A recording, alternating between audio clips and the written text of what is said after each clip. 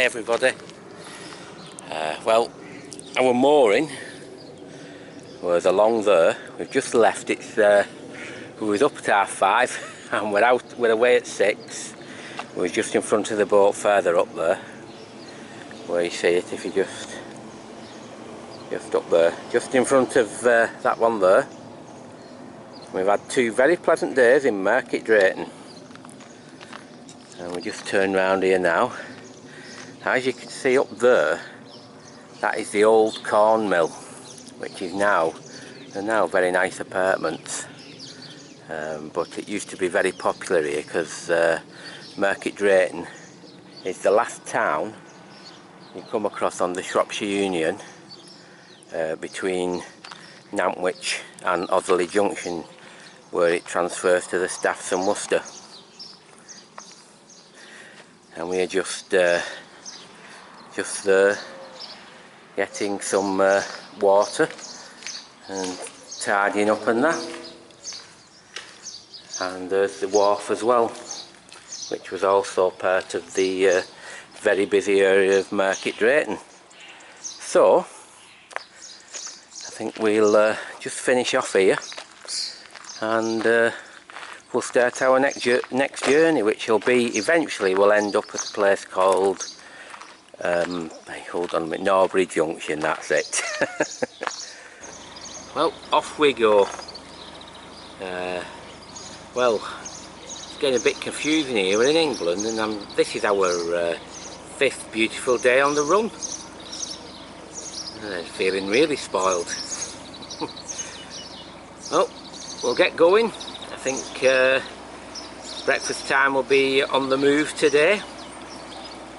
But at this time of the day, you know, when it's like 6 o'clock, 6:15, most people are asleep. This is the magical part of when you're on the canal boats, and you just can't beat the nice, quiet, peaceful time when it's just so warm, so peaceful, so pleasant. Words cannot express how good it is at this moment, but it's absolutely fantastic.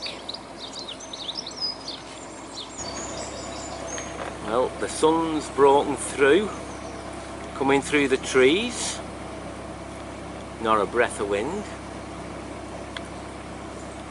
Tell me you don't like that. Just say you do not like that. No roads, no nothing, just a nice rural canal, and you can let all your worries go away when you do stuff like this. And you're saying that, I'm lucky enough I've not got any worries. so it makes it even better. All I can think of is life is good, and in all honesty, you've got to be thankful for that. It might be a little bit nice round here.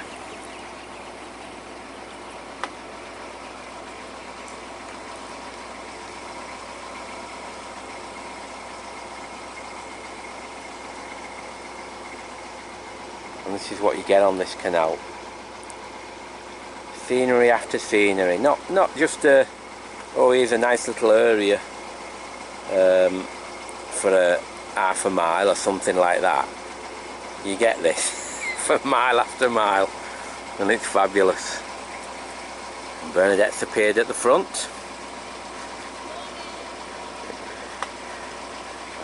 We're both looking forward to a really nice day. But this is like a long thin stretch down to the first lock. Like I said, it's pronounced Turley, and this has quite a fierce bywash on it if you're not used to it, with a sandbank on the left. So you've always got to be you've always got to have your wits about you when you're doing this one.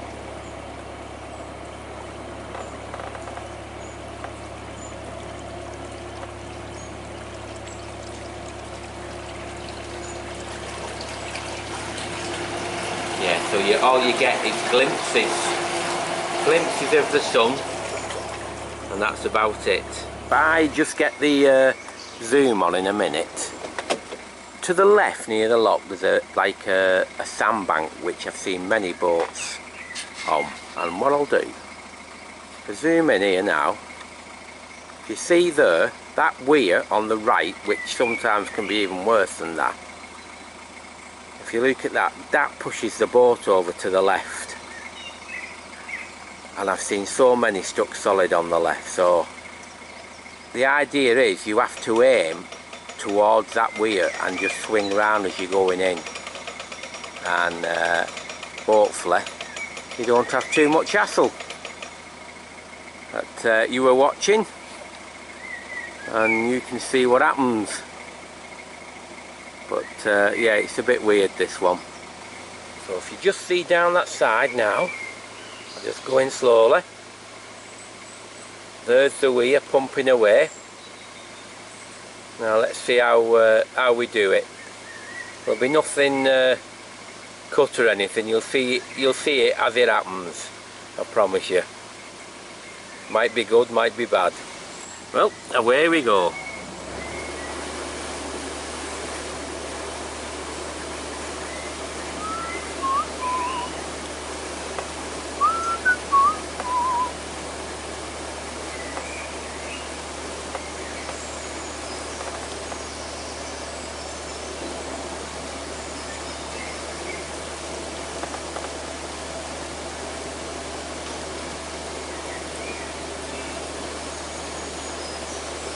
The heat is on,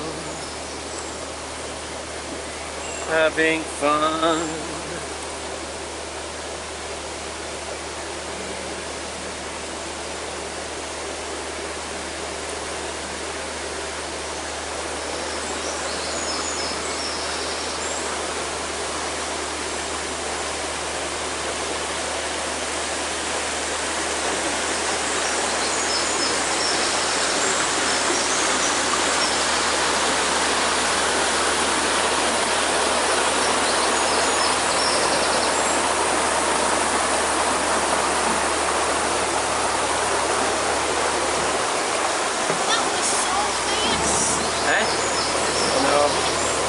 Oh no, it's fierce. I'll just let our people see. So that's what you're dealing with, and you've nowhere to go if you don't know the place.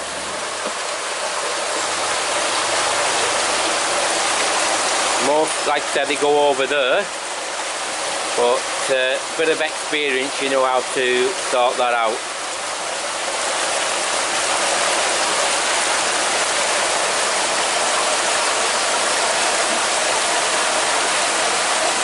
Yes, quite fierce, to put it mildly.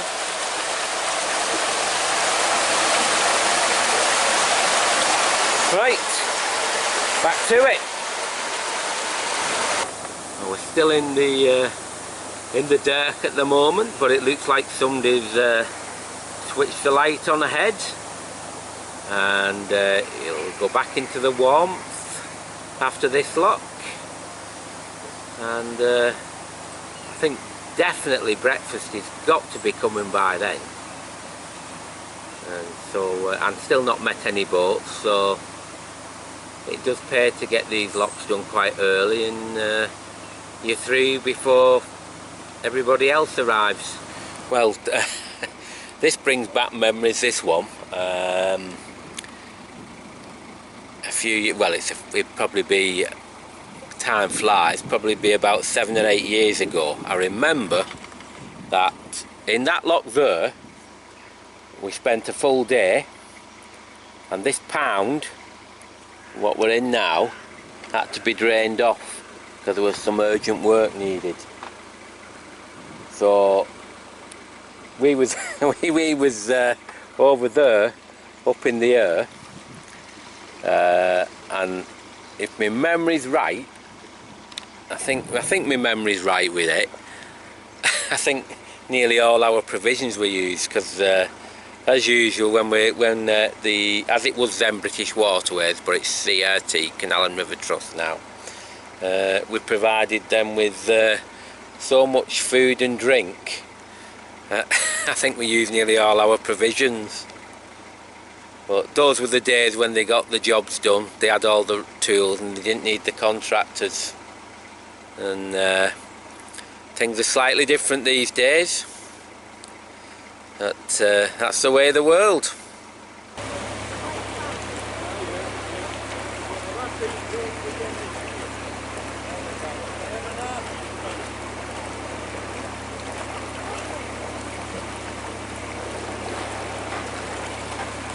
And that's the last of the Turley locks now.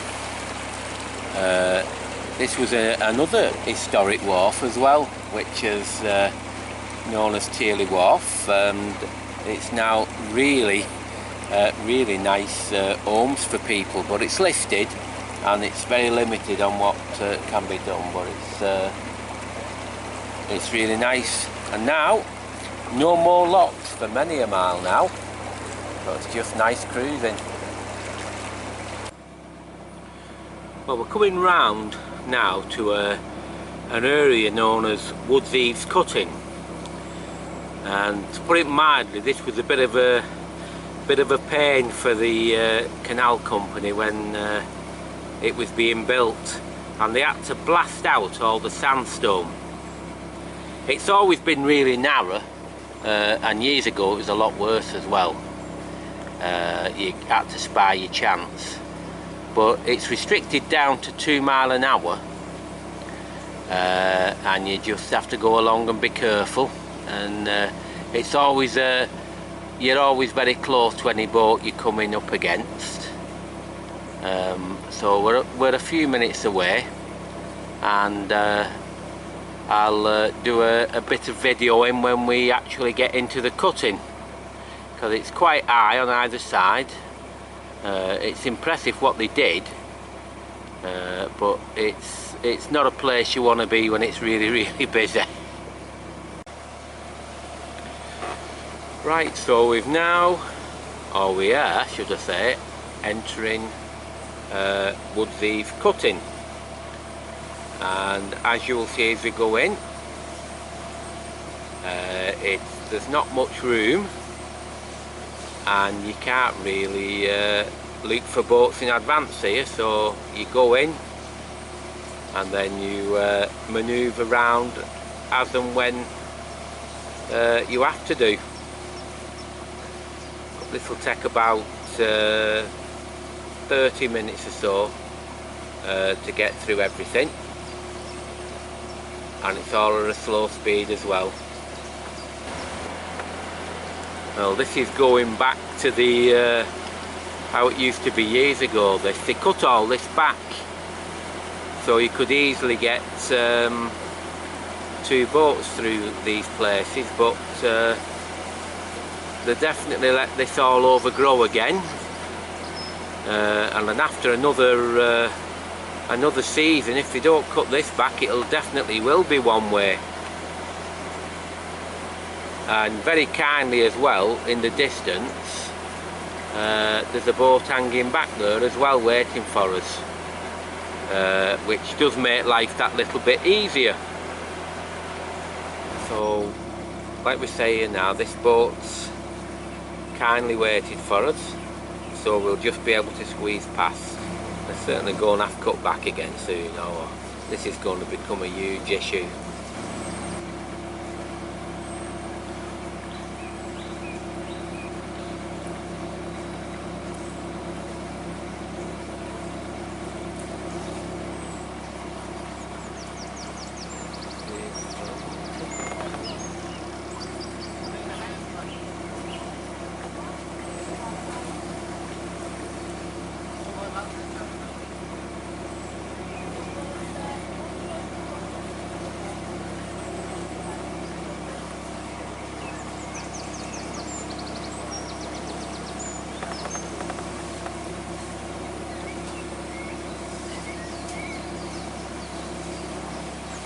Thanks very much.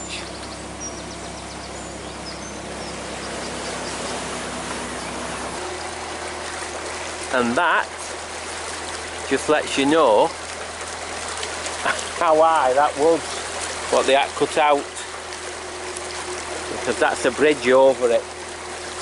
And as you can see, it's not your normal bridge, that. It's some height. Just on the final bit now, another boat arrives. We should just about be able to squeeze through here. I don't think, probably 10 minutes later and there's been a bit more of a struggle, but this one should be fine. But you will see in the next few minutes.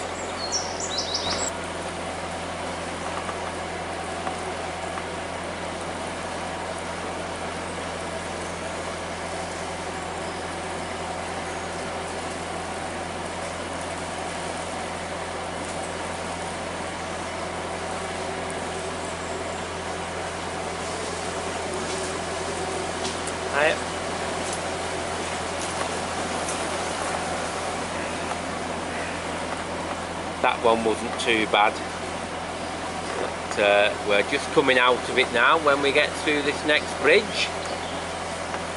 And as you can see, when I showed you the previous bridge, how tall that was when we was in the middle, you can see how it's the cutting has gone a lot shallower now, because this bridge is only probably about less than a quarter of the height of that previous one I showed you. So you could say that we're now coming out and going back to normal cruising, I'm glad to say.